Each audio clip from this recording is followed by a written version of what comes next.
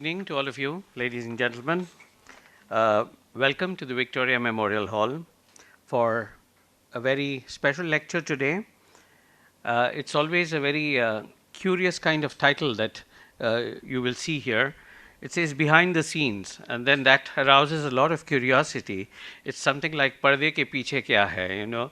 So behind the scenes, what happens is something that our speaker for this evening, Emily Klayman Jacobson, is going to discuss, but not in the sense of what most people think of what goes on behind the scenes, but best practices in collections preservation.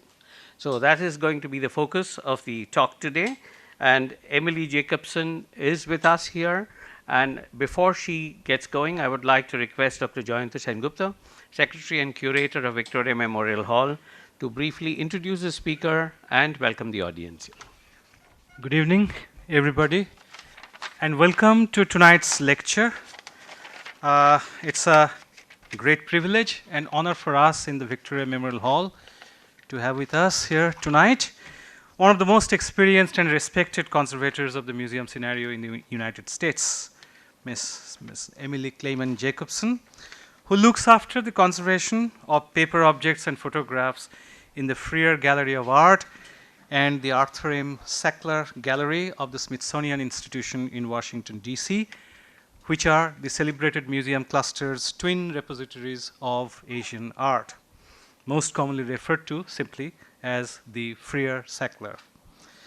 An alumna of Connecticut College and the State University of New York in Buffalo in art history and art conservation, Emily Jacobson has spent a career spanning more than 3 decades in the field of conservation, working in the conservation departments of the United States National Archives and Records Administration in Baltimore, Maryland, the Philadelphia Museum of Art, which is one of my favorite museums in the world, where she worked as a Getty Fellow, the Smithsonian's National Portrait Gallery, the United States Holocaust Memorial Museum, also in Washington, D.C., and finally in the Freer Sackler since 2007.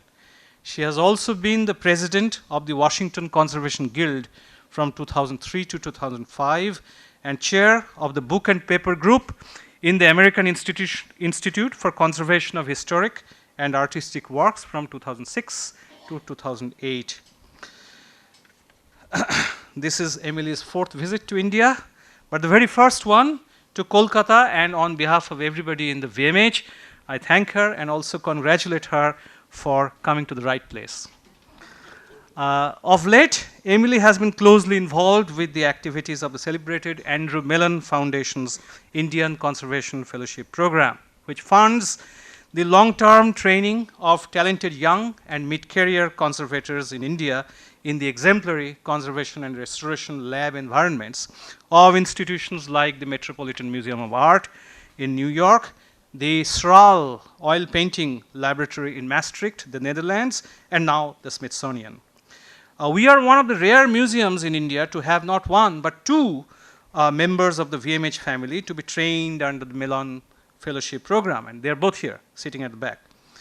And this connection has brought Emily closer to us, and I hope this bond will become stronger and stronger as we go on. Tonight, Emily brings all of her experience and insights to bear on her talk on those that are the real unsung heroes of all museums, namely the conservators and restorers who work tirelessly but always behind the scenes. So, ladies and gentlemen, please join me in welcoming Emily Klayman Jacobson to deliver her talk tonight, which is aptly titled Behind the Scenes, Best Practices in Collection Preservation. Emily Jacobson. Yes, sure. Before Emily takes over, I would like to request Joyanta to hand over a small memento on behalf of Victoria Memorial Hall to the speaker of the evening. You already know what is it. Thank you so much. Thank you.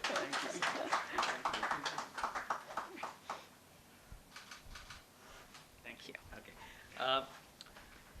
One more thing before you see, Emily is going to focus on conservation and preservation. But before she does that, I would like you to practice a little bit of conservation and preservation of the battery of your mobile phone by switching it off for the duration of this lecture, that would be very useful. Thank you very much. Well, thank you so much, Dr. Sangupta, for that lovely introduction and for inviting me to be here today to speak to you all. I'm very impressed by this and a little nervous by this large turnout. But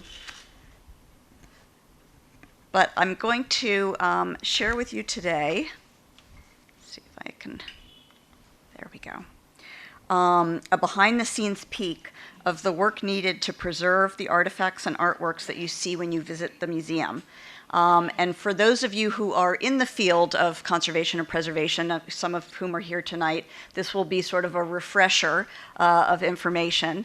While for those of you who don't work in the museum world, this is going to give you an idea of some of the activities that go on to help preserve collections in general, and may also give you a few insights into what you yourself can do for heirlooms and materials that you have at home that you love and are trying to hold on to for the long term. So first, though, I'd like to talk just a little bit briefly about myself and the museum where I work. I work at the Smithsonian Institution, which is one of the world's largest museum complexes and includes 19 museums, research facilities, and a zoo. The museums that I work at are the Freer Gallery of Art and the Arthur M. Sackler Gallery, which house the Asian collections of the Smithsonian and are the only two museums that are part of the Smithsonian that have Asian collections. Recently, we had a big rebranding at our museum, and our new tagline is "Where Asia Meets America." And you can see here on the screen, the Freer Gallery of Art is pictured on your left, and the Arthur M. Sackler Gallery is on your right. The collections include materials from India, China, Japan, Korea, Iran, and Egypt, among others. So we've got a very broad collection, and the collections that I work on include our Islamic and Indian painting collections, our Japanese woodblock prints. We also have now recently started collecting contemporary Asian art, which includes a lot of photography, and that happens to be sort of a subspecialty of mine.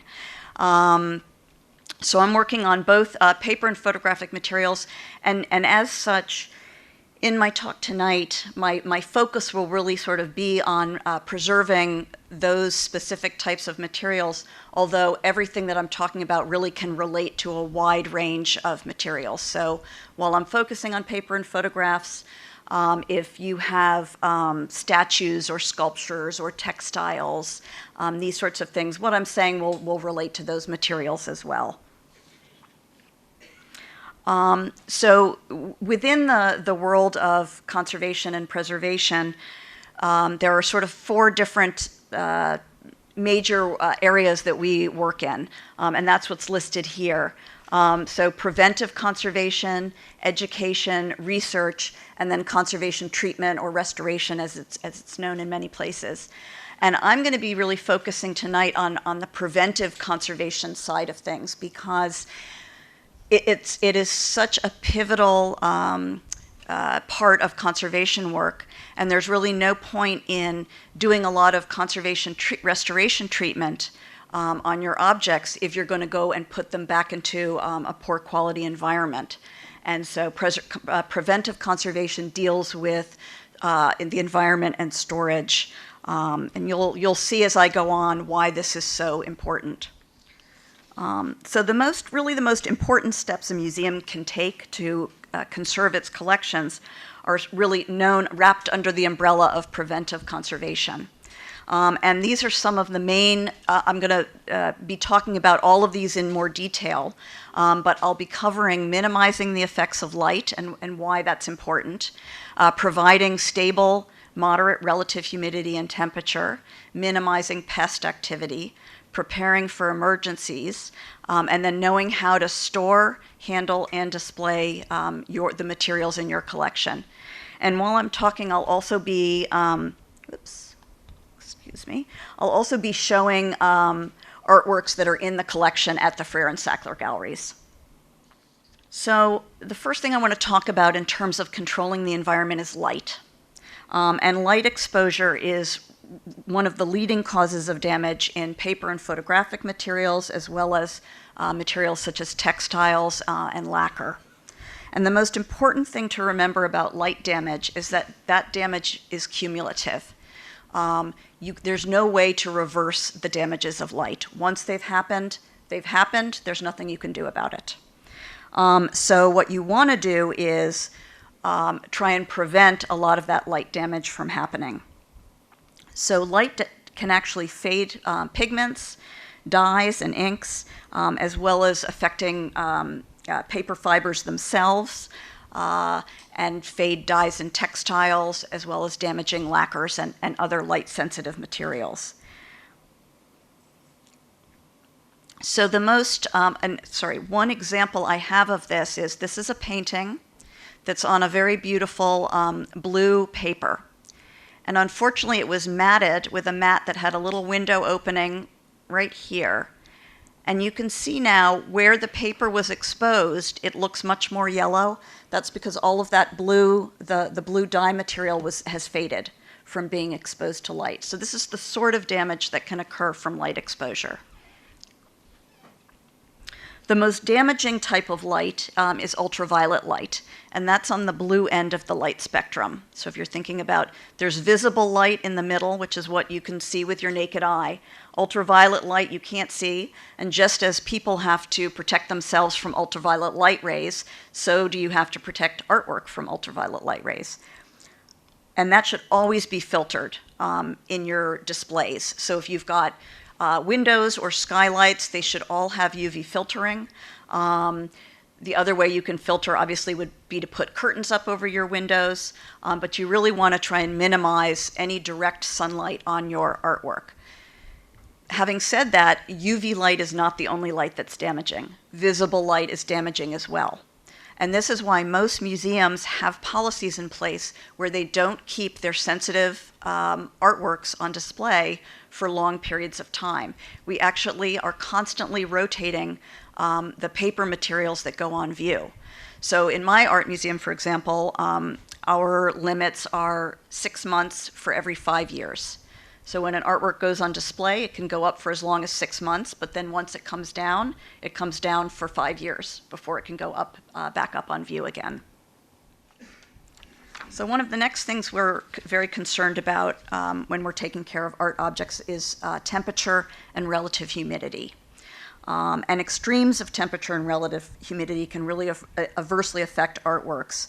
High relative humidity can encourage mold growth and softening of binders, as well as metal corrosion and glass deterioration. High temperature can cause drying out of binders, leading to flaking and losses of paint. And it can also speed up aging and deterioration processes. It's particularly dangerous when temperature and relative humidity don't remain constant, when you have wild fluctuations in temperature and relative humidity, because the fluctuations in temperature and relative humidity will cause materials to expand and contract, creating distortions and causing flaking of inks, binders, and paints. And additionally, objects that are made of different materials, composite materials, will expand and contract at different rates, and that can cause sort of breaking of joins where they're joined, and along the joints of pieces of furniture. So it's really important for museums to monitor their environments and keep track of their environments, so that they can respond when things are not where they should be. Some of the equipment that we use in the museum world are hygrothermographs, as well as more modern data loggers. The nice thing about data loggers is that you can usually, many of them you can download the information wirelessly, or you can go around and take your readings and then share that information with your building management, so that they can then react to any changes that they need to make to your environmental systems. Actually, let me just go back 1 second. The one thing I want to say about having monitoring equipment is this equipment is only going to work for a museum if you have people there to download the information and interpret the information. There's no point in having these sorts of monitoring equipment if you don't have staff to maintain it and use it and interpret and understand it. So here are some visual results of what can happen in a poor environment.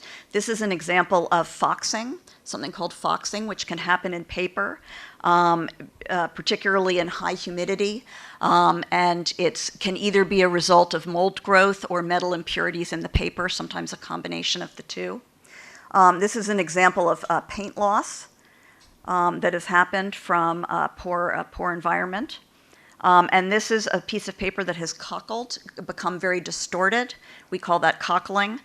And that also happens from fluctuations in relative humidity, and particularly high relative humidity. So within the museum world, there's been a lot of talk about what the standards are that we use in the museum. What should we make our set points? And these have changed over the years in part because of more interest in having sustainable environments. I mean, we have in the US, we had museums for a long time that were continually trying to run at 50% RH and 72 degrees and keep that as steady as possible. And it becomes very expensive and you're using a lot of energy. So back in 1994, the Smithsonian had certain settings that we used. That was 45% relative humidity, plus or minus 5, and 70 degrees Fahrenheit, plus or minus 4. Now, in fast forward to 2010, there are sort of new standards coming into play, a little bit of a loosening of those standards to help the museum world infrastructure be able to afford to maintain these sorts of standards and while not also wasting energy.